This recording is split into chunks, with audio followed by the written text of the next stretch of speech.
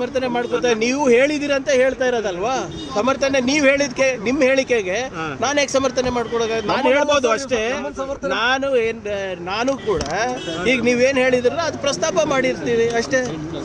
ನಾನೇ ಸಮರ್ಥನೆ ಮಾಡ್ಕೊಂಡಿದ್ದೀವಿ ಅಂತ ಅವತ್ತೇ ನೀವು ಖಾಸಗಿ ಇದ್ರಲ್ಲಿ ಮಾಡಿಸಿದಾಗ ಹತ್ರ ಇಲ್ಲ ಅಂತ ಹೇಳಿದ್ರಲ್ಲ ಸರ್. ಹೌದು, ನಾನು ಈಗಲೂ ಹೇಳ್ತಾ ಇದ್ದೀನಲ್ಲ. ಇವತ್ತಿನ ಖಾಸಗಿ ರಿಪೋರ್ಟ್ ಏನಿದೆ ಅದು ಯಾವುದೋ ಸಂವಾದ ಫೌಂಡೇಶನ್ ಮಾಡಿದ್ದಾರೆ. ಹೈ ಪ್ರಾಬಬಿಲಿಟಿ ಅಲ್ಲಿ ಈ ಸಂವಾದ ಫೌಂಡೇಶನ್ ಮಾಡೋದ್ರಲ್ಲಿ FSL ರಿಪೋರ್ಟ್ನಲ್ಲಿ ಇದೆಯಾ ಹೇಳಿದ್ದಾರೆ ಅಂತ ಇದೆಯಾ ನೀವೇ ಹೇಳಿ ದಯವಿಟ್ಟು. ಅದು ಸರಿಯಾಗಿ ನೀವು ಓದ್ಬಿಟ್ಟು ಹೇಳಿ. ಇವನ್ ಆ ಸಂವಾದ ಫೌಂಡೇಶನ್ ರಿಪೋರ್ಟ್ನಲ್ಲೂ ಕೂಡ ಖಚಿತವಾಗಿ ಇದೆ ಅಂತ ಹೇಳಿಲ್ಲ. ಅದೇ ನಾನು ಪುನರುಚ್ಚರಿಸ್ತಾ ಇರೋದು. ನನ್ನ ಖಾಸಗಿ ರಿಪೋರ್ಟನ್ನು ನಾನು ಸರ್ಕಾರಿ ರಿಪೋರ್ಟ್ ಅಂತ ನಾನು ನಿಮ್ಮ ಮುಂದೆ ಪ್ರದರ್ಶನ ಮಾಡಿಬಿಟ್ಟು ಅವ್ರಿಗೆ ಬಿಡುಗಡೆ ಮಾಡುವಂತ ಹೇಳಕ್ಕಾಗಲ್ಲ. ಎರಡೆರಡು ರೀತಿಯ ರಿಪೋರ್ಟ್ ಬಂತು ಸರ್. ಯಾಕಂದ್ರೆ ಸುರ್ಜೇವಾಲಾ ಅವರು ಕೂಡ ಅದನ್ನೇ ಮಾಡಿದ್ರು.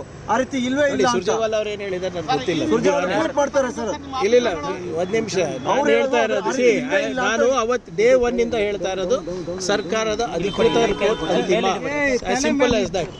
ಇದರಲ್ಲಿ ಯಾವುದೇ ಗೊಂದಲ ನನಗಿಲ್ಲ, ನಮ್ಮ ಪಕ್ಷಕ್ಕಿಲ್ಲ, ಸರ್ಕಾರಕ್ಕಿಲ್ಲ. ಸರ್ಕಾರದ FSL ರಿಪೋರ್ಟ್ ನಾನು ನೋಡಿಲ್ಲ.